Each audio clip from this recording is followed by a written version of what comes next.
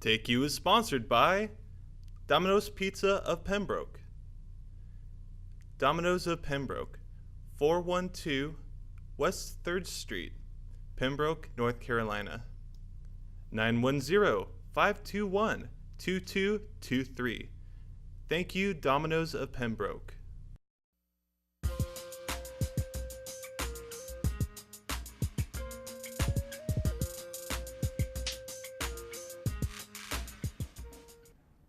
Welcome back to TAKEU, the show where we take you through the journey of someone's life that has impacted the campus or community.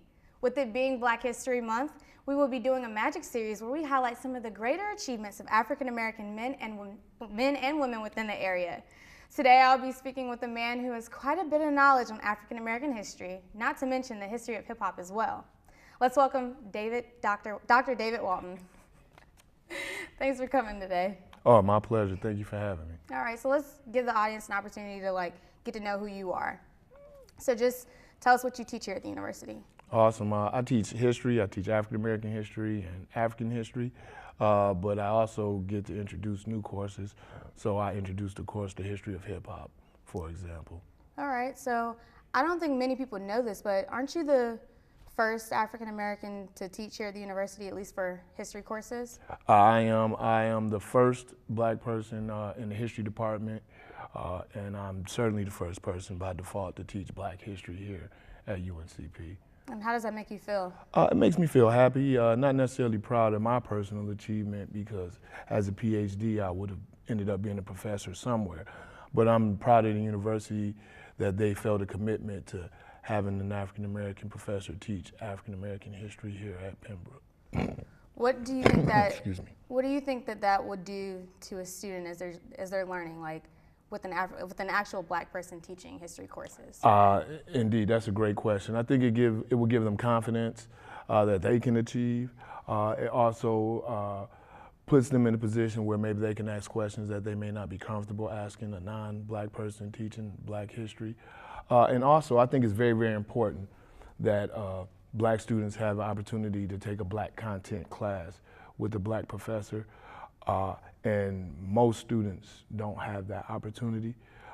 Myself, the only reason I had that opportunity because I majored in African American studies, so all the faculty were Black, teaching Black content. Okay. Well, you said you teach a history of hip hop class, right? Yes, so ma'am. What purpose does that serve here at the university as well, and how do you come up with the curriculum for that? Awesome, great question. Well, I use it for three primary reasons. The first reason, there are some skills in the history discipline that across all courses, upper division courses, that we want to accomplish teaching. Those are our learning objectives. So I use hip hop as a way to teach those learning objectives, how to do a scholarly book review, how to do a scholarly historiography or annotated bibliography, how to evaluate primary sources, and how to use theoretical paradigms and frameworks to analyze primary sources. So using hip hop is like a fun way to do it, right? They're completing these tasks, but it's a subject matter that they're excited about. My second reason is hip hop is a Black art form created by African Americans. It's an example of African American, not just cultural perpetuation and cultural production, but cultural invention, right? And that's essential to the African American experience. And hip hop as an arts movement is just as prior arts movement in art history accompanies a political movement. The Harlem Renaissance was the accompaniment of the the New Negro movement, the Black arts movement, of the Black Power movement. And now hip hop will be the same and has been the same with the end of the Black Power movement. And as we move towards Afrocentricity, it was an accompaniment towards Afrocentricity. And now as we move in the era of the Black Lives Matter movement, you can see it being an accompaniment towards that. So that's the second reason. The last reason, people don't know the history of hip hop. People listen to hip hop, but they don't know hip hop. And it's a valid social movement and artistic movement, so it needs to be studied and taught just like we would teach and do teach here the history of rock and roll or jazz or the civil rights movement or the nativist movement or the feminist movement, any social movement, right? So hip hop is such, and it's global. So it's definitely a worthwhile academic pursuit. I agree. I think that's pretty awesome. But like, what are you hoping that students take away from your course? Great. That every artist, when they produce art, they have an ideology behind it. Okay. Right, regardless if it's a cartoon strip, a cartoon show, a movie, a television show, a song, an album, a portrait, etc. There's an ideology that the artist is trying to impart to the audience. There is an argument or a thesis for every piece of art, right? And I want students to get that because I think they lose sight of that and they view it as, oh, it's just music. It's far much more than that. So even what I would perceive to be negative rap, there's an ideology behind it. The ideology is negative, right? But we have to be able to identify that ideology and then determine why it's negative, or if they believe it's not negative, why it isn't negative, and then evaluate what will be the impact of me taking this into my consciousness and my subconsciousness, and how will this impact my identity, because by default, identity dictates action. So we often find ourselves singing words to songs and we didn't know the words of the songs without the song even playing. So if it's a negative message, we're playing and conditioning and indoctrinating our psyche into this negative worldview or this negative philosophical ideology. I think that's really awesome. I think you have like a really powerful class, and I'm sure a lot of students are learning a lot from it. I do hear a lot about your class from, you know, conversations here and there. So I know for a fact people are talking about whatever it is that you're teaching. That's good. Thank you to hear. But speaking of music, did you watch the Grammys this past weekend? I didn't watch the Grammys, but I saw a lot of the clips and things of that nature. A lot of discussion about things that occurred at the show and didn't happen at the show. So how come you didn't watch the Grammys this past weekend? I personally am not a fan of the Grammys. I really don't like award shows, period, to be honest with you. I don't even watch the BET Awards, but I will watch the ciphers, you know, on their YouTube channel. As a hip hop head, I love hip hop, so I like the ciphers. So I'm not a fan of award shows, and the Grammys definitely is not on my radar for I'm going to watch it. It's a show that's dominated by white culture. The artists are evaluated through the lenses of white culture. So it's a very Eurocentric platform. And being the art, many of the musical art forms I enjoy are black-centered or come from the black community. I don't think a Eurocentric platform is the proper platform to evaluate the validity of that art form. I think it's unfair, and it leads to problems that I see in the Grammys, and so why I put myself through that. It's interesting that you say that because Drake was just talking about something during his awards speech. I don't know. Did you hear about that? I saw that clip. Okay, and you saw he got cut off, right? Indeed. So how do you feel about that? Like, do you think there was a bigger message that was being told from him getting cut off? Because there are a lot of speculation here and there about that. Well, I'll tell you, the history of award shows, folk get cut off all the time. So That's let's true. be honest. That's like, true. People ramble on, or That's true. so, you know, I didn't take it as a deep conspiracy. Okay. I definitely can see how the so-called powers that be in the recording industry, particularly in the academy, the recording industry academy that hosts and votes for the Grammys and all of those things, not being pleased with what he said, because what he said was true, that, you know, this validation doesn't mean anything in our community. So, you know, it's not a big deal to me, and other people are equally deserving, you know, that message that he gave. And I think it goes back to when Macklemore received the Grammy over Kendrick Lamar. A lot of people, you know, started to realize some things that had been obvious for decades, but for a new generation, it was a new revelation for them. Okay.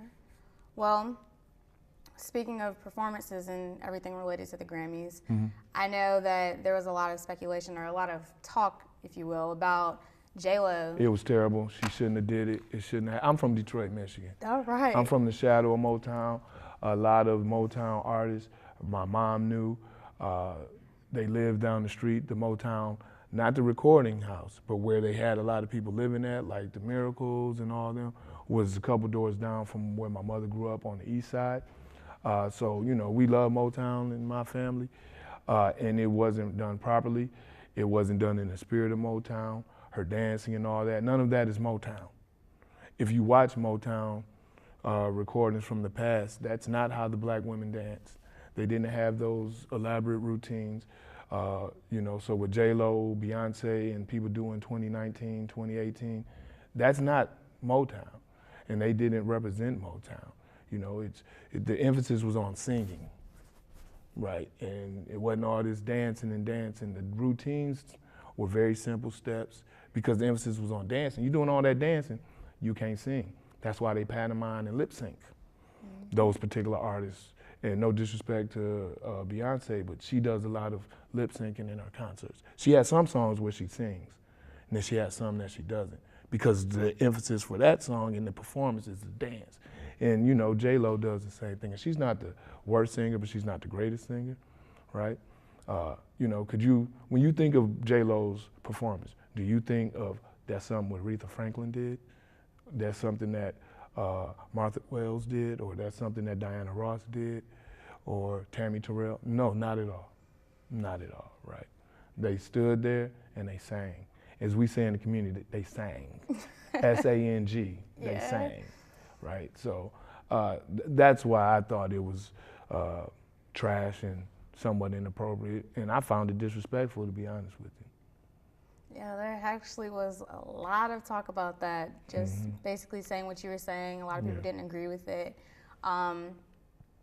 Wow, yeah, I mean, don't you think that kind of gives off another message as well, just with the fact that you have someone that isn't necessarily black or African American or however you want to label it, doing a tribute to something that was, generally for us? Indeed, and first I'll have to say, it sends a message that you can be replaced. That's the message that some people took from it, and I can see why. Also, I would like to add, I have no problem with non-African Americans involved in the Motown tribute. Motown influenced American music regardless of race, class, gender, sexuality, region, all of that. Many white artists have did remakes of Motown songs. Many white artists collaborated with Motown artists. For example, Rod Stewart and The Temptations had a great song, When I Was a Child, for example. My thing is the absence of black women in particular in the Motown tribute that highlighted Jennifer Lopez. That's extremely problematic. So that's the notion of you can be replaced, right? Well, I see what you're saying about being replaced, but another thing that people were talking about was the fact that people were turning down the invitation to perform, or people were not wanting to show up to even receive awards, especially amongst black people. So with that being the case and her filling in for other people, I mean, do you think us as African Americans have the right to be upset about something like that? Well, when it comes to feelings, it's hard to say someone has a right or not a right to feel a certain way. But I guarantee you there were a lot of black artists, maybe they are not really as famous as others, that would have accepted that invitation if an earnest attempt had been made, to be quite honest with you. But I mean, if people turned it down, then they found who they could find, right? That's valid, and you got to respect that. I just take contention with they couldn't find more black women to participate. I mean, they didn't need to have her sing everything, for example. I mean, there's up and coming artists that would have loved that opportunity and would have been a great platform for them, right? All right, well, going on to different artists, 21 Savage, Yes. I know we've talked about him before, and in general, everybody's been talking about him since the Super Bowl. Yes. So in regards to him now, I believe he's been set out on bail, so he's been, been able to get away from this for the most part. Yeah. So what do you think the audience is understanding from that movement? What do you think is going to happen now going forward?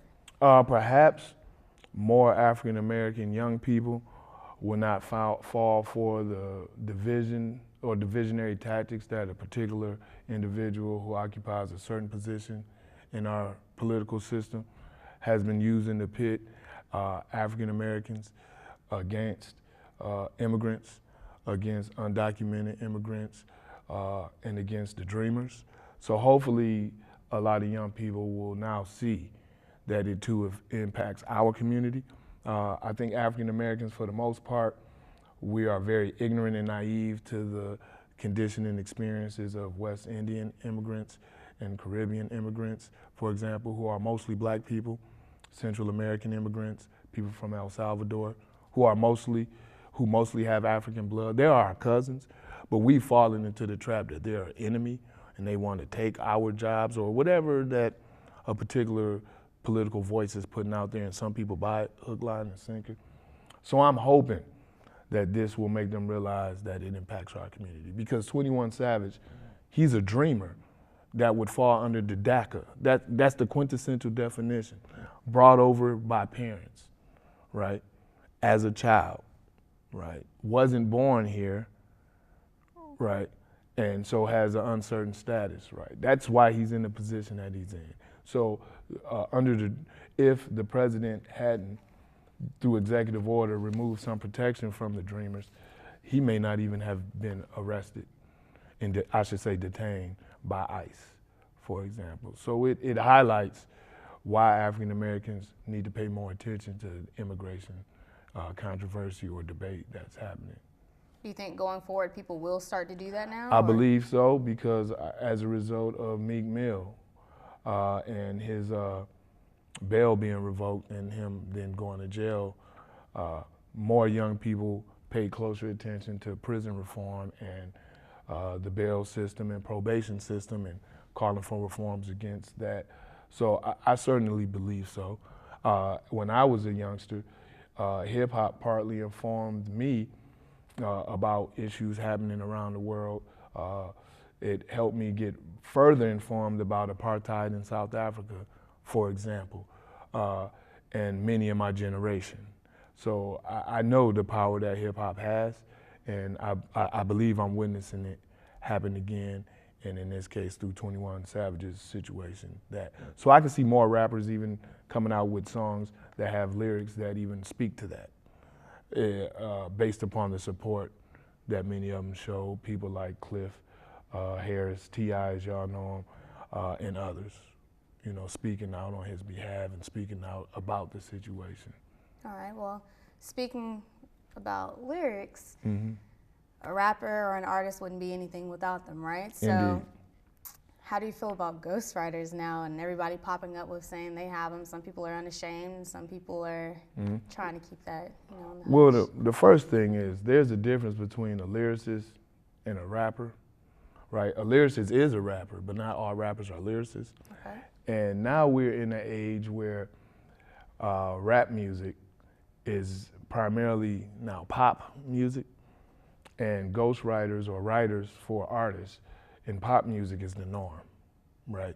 The emphasis is on the final product, not on the artistic process, right?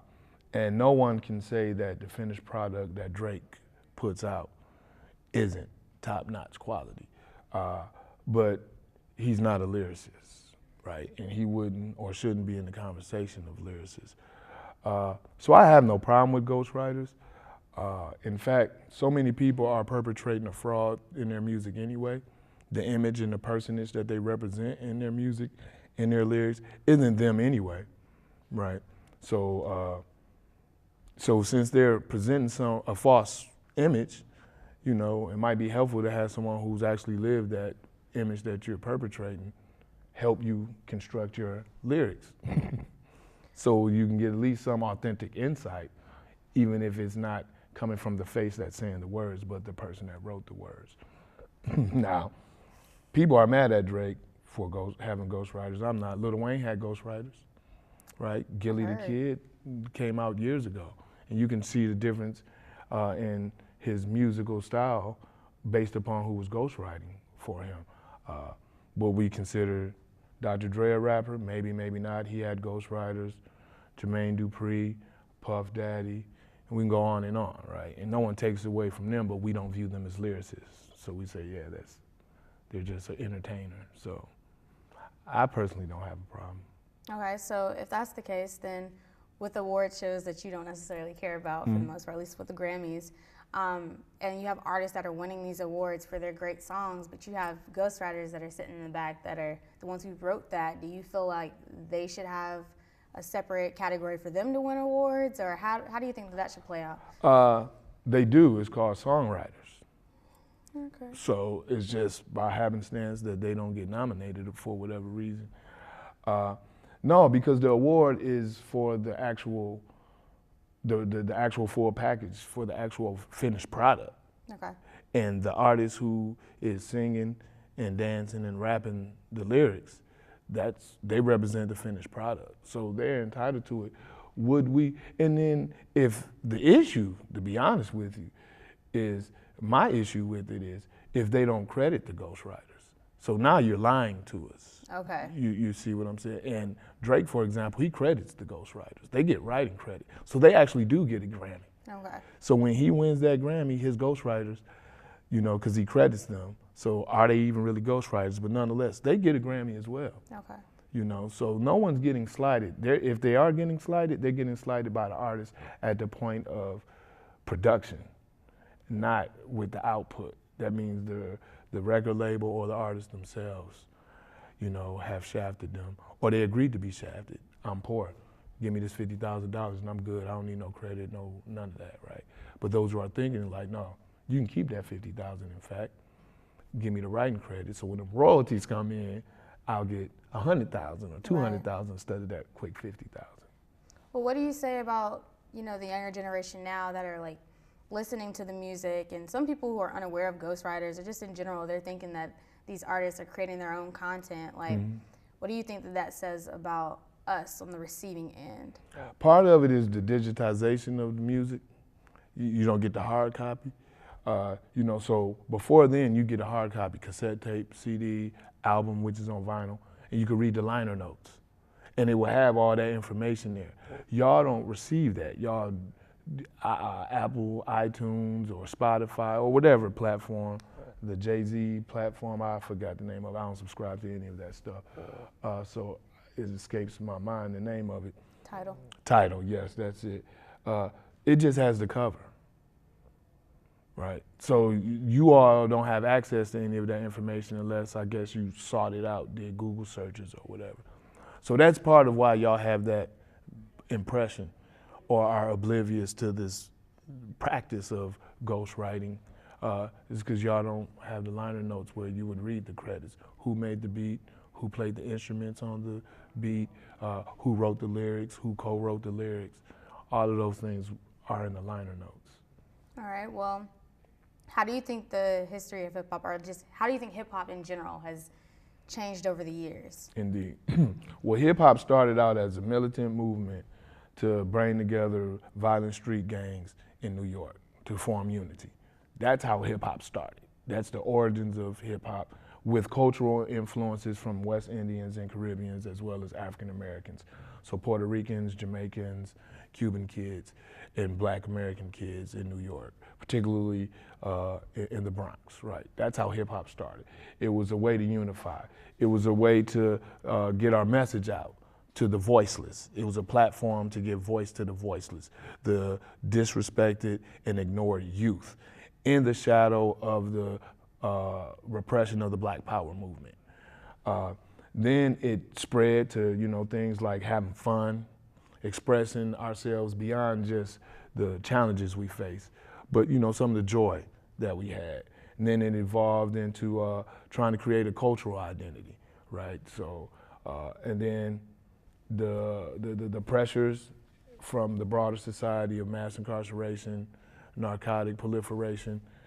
We saw the rise of drug dealer rap, gangster rap, drug dealer rap. Gangster rap being like gang banging for gangs, and then the drug dealer rap, dope boy rap, or whatever you want to call it, for people who sold drugs.